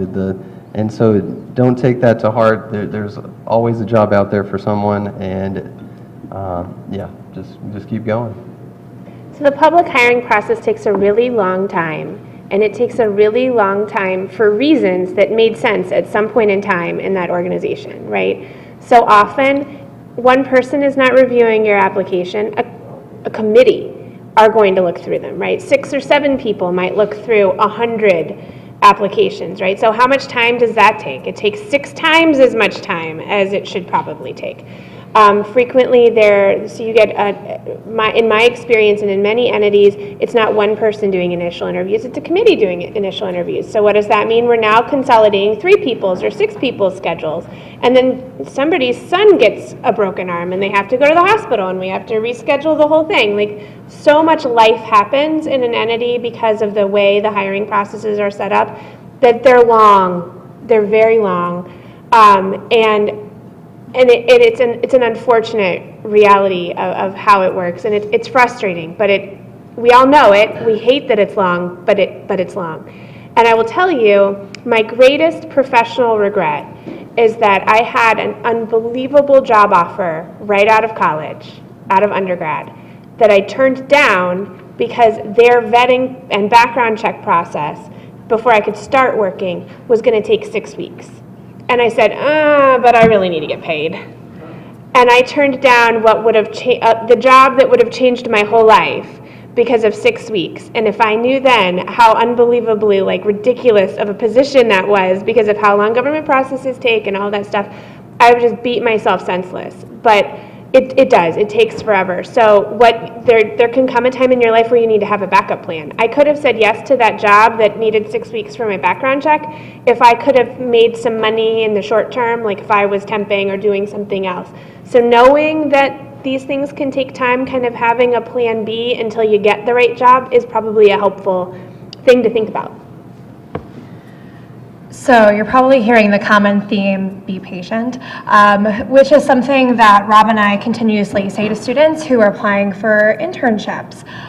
Students apply, you guys apply for internships, and a couple of days later, a week later, you might freak out and say, I never heard back, I never heard back. Things take time, be patient. You don't know what's going on in an organization. They might be strapped for resources, they might be, you don't know what's going on internally. So be patient, but also be proactive and be open-minded. So when I say be proactive, network, that's another common theme that we're hearing. Go to events like these. There's always networking events going on, both at campus and in the community. So seek out those events. Don't be afraid to introduce yourself to someone, because who knows, an opportunity may arise. So don't just sit back and apply and say, oh no, I didn't hear back. Go out, make some connections, and then also just keep an open mind, so be curious throughout too. So when you're networking, ask questions. Ask about how they got there, why they decided to pursue that career path, and yeah, so, I mean, and that's what you guys are doing today too, so just keep doing what you're doing. So I don't know if this is going to be helpful to you, but I've been applied for a number of jobs and have never heard anything, never even gotten a rejection letter. And so I have been on the other side of that, where I'm the hiring entity, and somebody once said to me that they will never treat you better than they treat you when they're trying to recruit you to come to the company or to the organization. And so when I try and take that philosophy when somebody applies for a job in my organizations, I try and treat them, respectfully, and make sure that I communicate with them. I send a form letter, but it's an acknowledgement letter saying, we received your applications. We have this many applicants. We will be reviewing it, and I expect to make a decision by this date. Many organizations don't do that. That's just something I like to do, because I'm so often on the receiving end of crickets, just silence. So I would encourage you to be interviewing the prospective employer as well. Many organizations don't do what I just said that I did, but if their process is chaotic to hire you, you're probably entering a chaotic organization. That's also opportunity, but it also could be a train wreck. So there's no hard rule on that, but do be sure that you are looking critically at the organization that you're applying for. I would to add on to Tom's point there, yeah, the number of applications that you don't hear anything on, and then I've actually seen the complete opposite, where I received an overnighted FedEx box stacked of materials of fun things to do in the community I was looking to move to, that I had applied for, and that was awesome. I mean, I was just blown away by that. I'd never seen something like that before. That turned out to be just a really good cover-up for the mess that they had, but it worked. It wooed me. I was like, wow, I'm definitely going to this. I'm going to give it a shot and go to the interview, because I've never seen anything like that before. So definitely don't expect that. I guess I would say you're going to expect a lot more of the crickets, where you're not going to hear anything, but know that it can go both ways. They're not all the horror stories that we talk about. So one more job thing here we'll talk about. It's a little more pertinent to the younger crowd. Have any of you used social media in your job hunt? Or, if you do, to what extent? I guess, yes and no. Social media is a great tool if you want to look at the city or the place you want to work.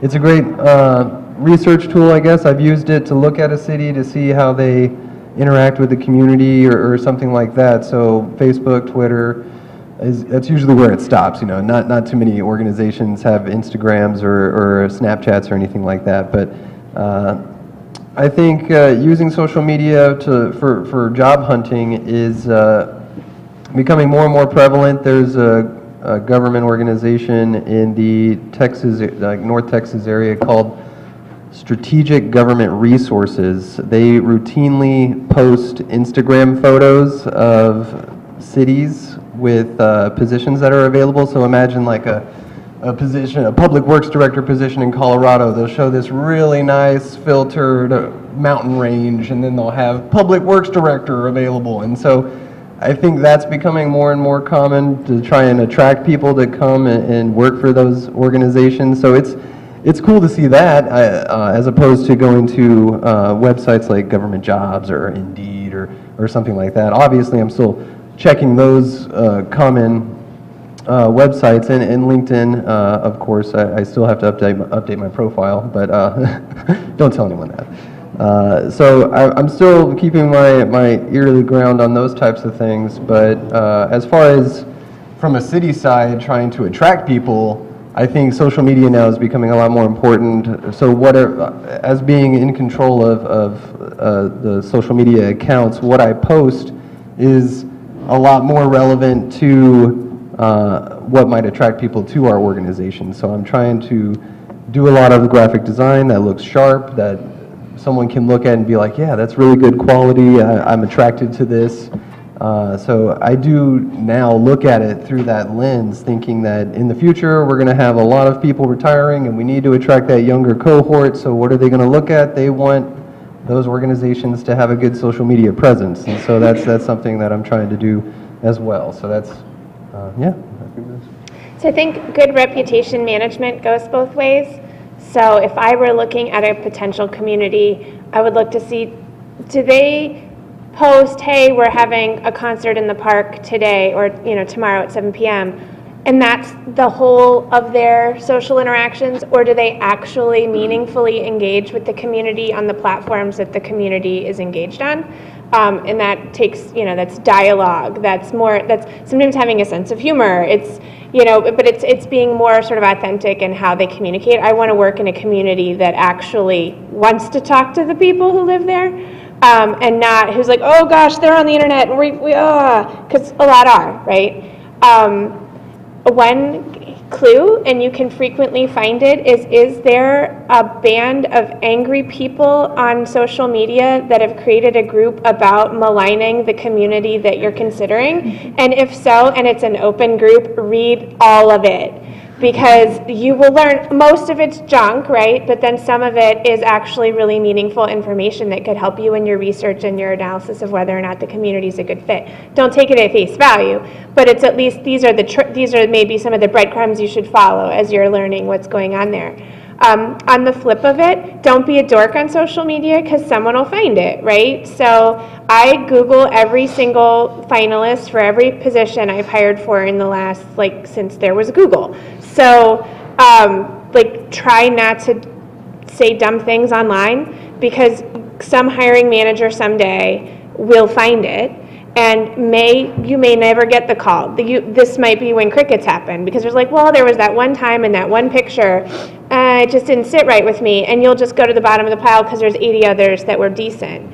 So I do think it's funny. There's a great intelligence gathering capacity, and it's certainly limited and imperfect and not great, but it's better than nothing, which is what we had, which is what you'd have otherwise. And to bolster that, then treat social media and your available channels as an opportunity to silently market yourself, right? So if you're really smart at a thing and you wrote a paper or you did whatever, make sure that's getting mentioned and publicized and organically kind of lifting up to the top so that awkward photo from, a night out 8 years ago isn't the first thing that comes up when people look for you. You can sell yourself without overtly selling yourself if you're making sure that your online presence includes those things that you're proud of, and even if it's not directly career related. And I think that there are organizations today that didn't exist when I was pounding the pavement for jobs that aggregate great jobs, and ELGL's job board is one of them, where the types of jobs you see there have already kind of been filtered out for awesomeness because they wouldn't be posting with ELGL if they didn't have like-minded, collaborative, innovative, creative folks. So if you can find sort of a place where the people who are like who you want to work with are posting information, start there. So I guess I want to think of this in 3 different components. So first of all, looking at the trends of agencies utilizing social media to post their jobs. So when I was searching for fellowships and internships a couple years ago, I noticed that a lot of public agencies weren't really utilizing social media as much as they are now. For instance, when I was applying for the county's fellowship program, they really weren't utilizing Twitter or Facebook or all of that. Whereas this year, they had a full-out social media campaign advertising the fellowship. So that's an interesting trend to see. So obviously, recognize that, know that, a lot of agencies are utilizing Twitter, Facebook more so than before to post jobs. From a personal standpoint, in terms of marketing yourself on social media, so it was actually required for my undergrad program to create an online portfolio. And on that online portfolio, there is actually a section to embed your Twitter profile. So having a great Twitter presence and then actually using that as a tool to market yourself. So that's something to keep in mind as well. So WordPress has that capability if you're interested in that. And then I guess the third component is a little plug for our center. So we are on Twitter and we post internship postings and listings and some job posts as well. So follow us, use that to support you in your internship and job hunt. I'm admittedly a relatively late adopter in social media. My experience working with some bloggers in my last position has left me deeply scarred and vulnerable and like an oyster without a shell. So I've been kind of reticent to get into it. But I've realized that I need to change that a little bit, and I'll share one success with you. I had a relatively urgent need for a finance director. My finance director resigned right before the budget season and gave me exactly 2 weeks' notice. And so it's not the greatest timing in the world. So we did a 5-mile radius on our Facebook, and there was a stay-at-home mom who had worked for the auditor of state. Her youngest of 3 kids was just entering the 5th grade, and she was like, I didn't really think I was going to do this, but it's a part-time job, flexible hours. I mean, I let her, she works 25 hours a week. She can work any 25 hours she wants, so long as she sets a schedule. And she's like, this is perfect. This is a dream job. So it really turned out to be a win-win, and she only found out about it through Facebook. And she's within 5 miles of my community, and so I admit I was wrong. There is value in social media. Oh, I would like to add some final points. For any organization you ever want to work for, you should be following them on social media. If you're on social media and they're on social media, you should be following. And if you're seeing their posts, maybe even comment on some of them, so that if and when there is a job available and you get accepted into an interview or something, it might be because that person that manages their social media saw you commenting on their stuff, saying, oh, well, that person, I recognize that person's name, and they're familiar with what we're doing. So you can take that information with you and talk about their organization in more in-depth than the other candidates, I would imagine. And the final thing is, if you want to see an example of this social media in action that's doing a great job, go and look on Twitter, the Lawrence, Kansas Police Department. It is great. Yeah, their tweets are amazing. It's the exact example of what local government social media accounts should be. And Harrison just gave away my plan for getting in with the Northeast Ohio Sewage District. Oh, yeah, that's right. And so I think we can take away from that, most of you, like you said, are in undergraduate. You still probably aren't using your social media accounts for jobs in real life. At some point, you might just realize, okay, it's time to delete that one and bury it and far down as you can the internet and start a professional one. Because remember, year after year, and we're going to get this example again in a couple of weeks, the NFL Combine's coming up. Someone's going to have a tweet come out a day before they're going to get drafted, and they're going to lose millions of dollars. We're just looking at, 40, 50,000 for a job, not millions. It's a simple thing that we can fix. Just be a professional about it, use it to your advantage, and like I said, it's a learning curve going from your personal social media accounts to professional, but it will definitely help you in the long run. A lot of my professional day-to-day work is banter online with ELGL members and other members talking about different problems in our communities. Well, I would say I've had my Facebook account since 2008, so I have become very familiar with privacy settings on Facebook. So, I mean, that was another time. All right, enough about jobs. These guys are like, yeah, I get it. We know how to apply for a job, but I got to figure out how I'm going to get in grad school first. That's one step at a time here. So we'll let Alexander talk a little bit kind of the degree programs offered on campus and the opportunities to get into these programs. Sure. So first of all, I want to give a huge shout out to Kristen Blazek. So if you don't know her, get to know her. So how many of you are thinking about pursuing a master's degree or some sort of advanced degree? Okay, cool. So I hope to see you talking to Kristen upstairs in the Bonda room, so 254, that's the room number, immediately following the conclusion of this formal program, so 3:30-ish or so to 5. So we have a bunch of different awesome master's programs. I will just say I am biased towards the MPA program because I'm a product of the MPA program. I was deeply embedded in the MPA program, but all master's programs here are great. So we have something for everyone: public administration, environmental, urban planning, development, nonprofit, urban. So again, something for everyone. We also have dual degree programs as well. So we have partnerships with the law school. So you can get a JD and an MPA. It's a nice little package deal. Product of JD MPA? Yes. Yeah, all right.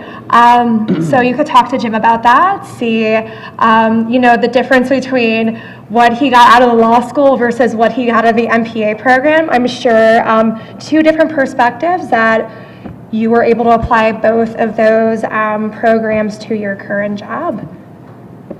Yeah, so in terms of applying to live-in, and again, I'm super biased about live-in because I was a product of the MPA program. There's an online application. Kristen will go over all the specifics with you. So generally, if you do it full-time, it took me about 2 years. And then I would say if a GA position, so a graduate assistantship, is a possibility for you, go ahead and apply for that as well. So again, it's an online application. Kristen will give you the specifics. There is a priority deadline if you're interested in that. So as a graduate assistant, you can do a lot of different things. How many of you are graduate assistants right now? Okay, so if you're thinking about being a graduate assistant, talk to those folks. So there's everything from research to program support, or some are blended, kind of like mine was. Another cool thing about getting hands-on experience as a graduate assistant is the fact that it also helps with your tuition. So you could get your tuition paid for and a stipend. And otherwise too, even if you're not a graduate assistant, the degree programs at CSU, specifically at Live-In, are affordable.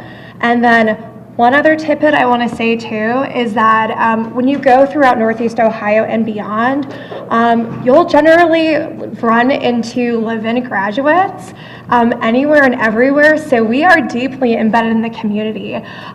So a lot of times, I go to meetings at different organizations and they say, hey, I got my MPA or my Muppet degree from Live-In.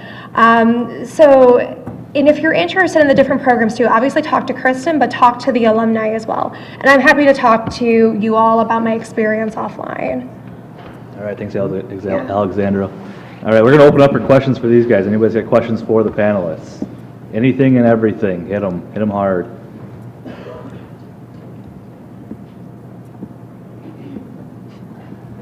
Don't be shy. All right, I've got a question for you guys. What's the best opportunity, the best path to find a good mentor in your program or in local government in general to kind of help see you through graduate school or through your first few years of professional life? Oh, man. I'll start there. I was once interviewing for a job with a panel of interviewers, and I got the job, which is why I was able to pursue her as my mentor. But there was a person in the room who kept making really great eye contact with me and like tracking and showing like she was really like listening, and her body language was amazing, and it like reinforced, okay, I'm doing a good job. And when I wasn't doing a good job, I could see it on her face, and I was like, whoa, okay, redirect, right? And by being able to watch her when I spoke, I kind of noticed that she was a person who really paid attention and who really provided feedback. She didn't even know she was doing it, but it was clearly something she was good at doing. Over time, I was able to see, wow, that's not just how she operates on interview panels, that's like kind of her day-to-day. She did not do work in the area where I did work, but she'd been in the organization for a long time, and she was clearly somebody who kind of knew what was going on. And I came to her, and I actually told her, I was like, hey, during my interview, I think I did well because I watched you, and when you were like, yeah, I kept going, and when you kind of like sat back a little bit and you were like, I knew, okay, bring it back, right? She became my person. I only started calling her my mentor years later, but she was the person that I went to when I had a question, or that I could read and know, okay, redirect, yay, doing good, keep going. And I told her that I appreciated it, and she says, I had never thought about, like, yeah, okay, I'll be your person. So I found a person kind of in an organic way, and I explicitly asked, and I think it really helped that she wasn't in my chain of command. She was familiar, but she was not in my reporting structure, because that makes it a little bit different when you're like, how do I not anger my boss when it's your boss you're asking, right? Like, it's helpful to have it be sort of a neutral person on the outside. There's never been a person who's asked me for help after, especially after having that experience, who I haven't, if they're willing to ask, I'm willing to do. But being busy, I almost never think to offer. So I think really what you got to do is find the person to ask. I think that hits it on the head. Just ask the question. I told some of the individuals that came and stopped by me today, I forgot my business cards. You can find me on Twitter. It's just the @ sign in front of my name, Zach Navin there. I'm sure it's the same for everyone up here. All you have to do is ask, you don't have to be asking for a mentor, but just, if you have questions about anything, just ask. Everyone in this organization, in local government in general, they're willing to help you. I can't tell you the amount of people that I've given my information to. That all you have to do is shoot me an email, send me a direct message on Twitter, call me, whatever. I've probably had one person that's ever actually taken me up on it, but they came into they happened to be someone nearby, so they came into the organization for a couple hours that day to see what it's all about, and now we just keep in touch and say, hey, how's school going? Are you thinking about getting into jobs? And just ask. People are always willing to help. You just got to make that initial ask of them. Yeah. I found my mentor at a networking event, and the only reason we connected was because we had a conversation on Star Wars. And that's how I knew, just having that connection with someone, we have common theme, we have common interests. It's like, all right, I'm going to ask you in the future about job things after we talk about Star Wars. So I want to give a shout out to our mentoring program. So I might be preaching to the choir because I know a few of you here are actually in the mentoring program. But this is another incentive to get your master's degree at Levin, because juniors, seniors, and graduate students are eligible to apply for a mentoring program. So we make it easy for you to get a mentor. So we open up applications at the beginning of every academic year. It's a really simple online application. You just fill out a form, you submit your resume, and then you answer a few questions. So why do you want a mentor? Why do you want to be in the program? What skills do you want to learn and acquire? What do you need help with? How can we help you? And then you actually sit down with Rob and myself, and we just get to know you for an hour about what your aspirations are and what you want to get out of the mentoring program. And it's a really deliberative match. So we really take our time to make sure that you're getting the best match for you. Everything from personality to your actual career aspirations. The cool thing about the mentoring program is that there's two components. So there's the mentor-mentee component. So you meet with your mentor at least once a month. You can do it in a casual setting over a cup of coffee. You can shadow them at their organization. And then the other component is the workshop professional development program. So we have everything from speed networking, which was last week, I think. It feels like it was so long ago, to a panel discussion, to mentoring dinners, and a service project coming up in a couple weeks. So I definitely recommend that you all apply for the mentoring program, and you can do it as many times as you would like, as long as you're a student here at Levin. And I was really lucky too, because when I was a student at Levin, my mentor was and is a complete rock star. So my mentor is actually Chief Natoya Walker-Minor, who you all heard from. And so she was just fantastic. And she actually came to my MPA capstone presentation, which was pretty amazing because she has such a busy schedule, and she was there to support me. And she's still my mentor, even though I'm no longer actually part of the mentoring program. So it's really a lifelong relationship. Yeah, one suggestion for you, if you're interested in shadowing city managers, the Ohio City County Management Association has set up a relationship with both Cleveland State as well as Ohio State. And I don't know if we have it set up yet with Cleveland State, since your chapter is only 2 years old, but we have had shadowing programs through the John Glenn College, and that opportunity is open to any of you as well. All you would have to do is reach out to Margaret Lombardo at the John Glenn College, who's our secretariat for OCMA. When I've had a couple students that have shadowed me, I always try and pack the day with fun stuff, because not every day is really all that exciting, but it's always interesting, but not always exciting. So one John Glenn student, I got her to come out to the sheriff's office firing range, and so she shot a 12 gauge and an AR-15, and it was kind of fun. So I can't promise that you'll get that in every mentorship relationship, but if you mentor with me, we'll make it happen. So last year, our chapter actually did a shadowing program as well. It was in a very beginning stage, but hopefully they'll be able to keep that going. And it was a great program. Our students had awesome experiences. I don't know if they ever had an experience like that, but. So, and I guess we'll say, see Alex, right? Yes, That's you have because he's to been, see Alex. he's the. All right, thanks, guys. With that, we want to thank our panelists here for all their great questions, and I'm going to turn it back over to Kirsten.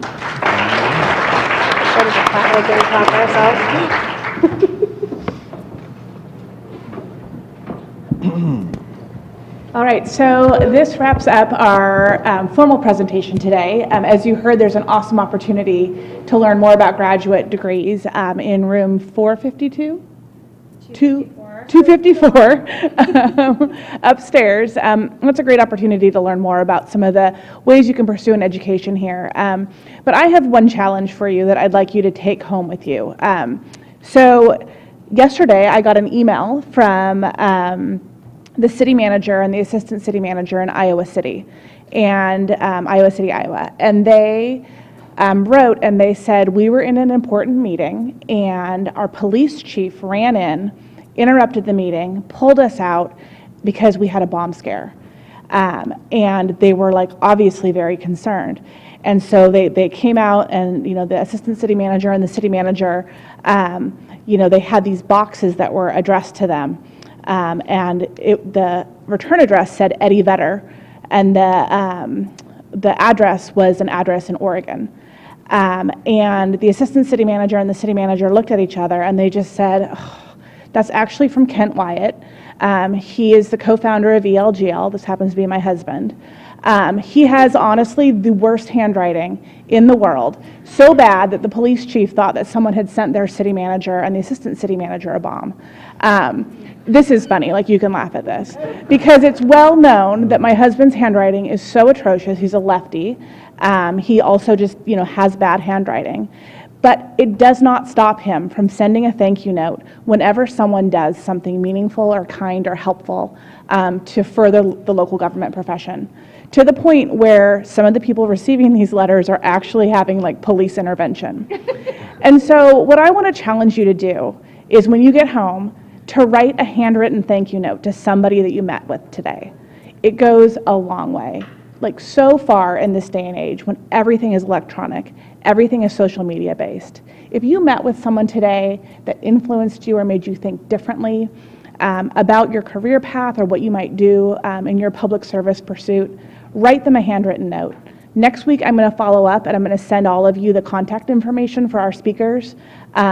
Do not send them a shady, sketchy note like my husband does, but send them a handwritten note. It will make a huge difference in helping you form that connection with the person that you met today. The other thing I want to encourage you to do is develop what I always call your elevator speech. We had an example with the panel today where we said introduce yourself in an elevator speech, something short and brief. One thing that you can be doing right now is developing that short, quick conversational piece that you start with when you meet that next local government leader. And one way you can do that is following along with the content that we provide on elgl.org and on the GovLove podcast. If you're able to meet someone like Tom or Harrison or Jen or Alexandra and immediately strike up a conversation about something timely, relevant, interesting in the local government world, it's going to help you form a connection. Maybe you found that today when you were having conversations, but keep it up. Keep up that kind of daily diet of local government news and topic and information, because it will help you in the long run as you look for your next local government job. I want to put out there that ELGL hosts an annual conference. This year it's in Durham, North Carolina. I know it's not right next door, but it's not too far away. We offer a special student rate that's $50, and it includes a volunteering component, so you would be helping run the conference with our conference team, and that $50 is all inclusive.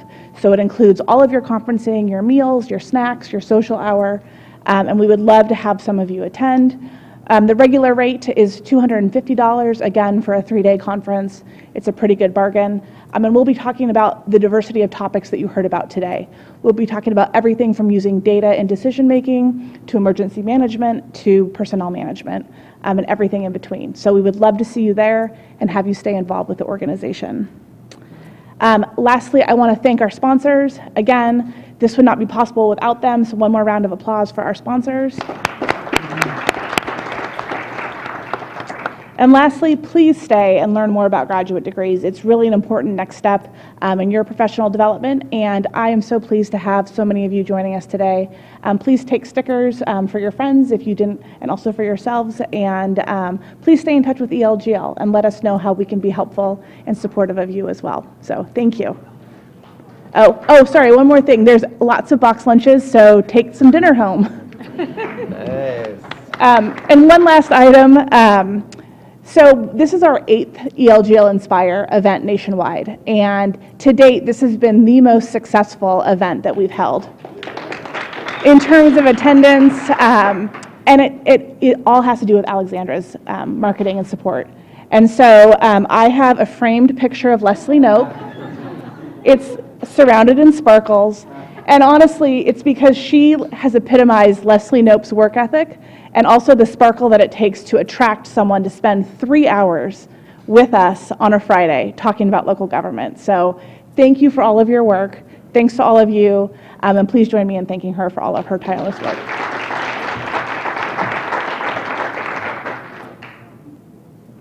Thank you.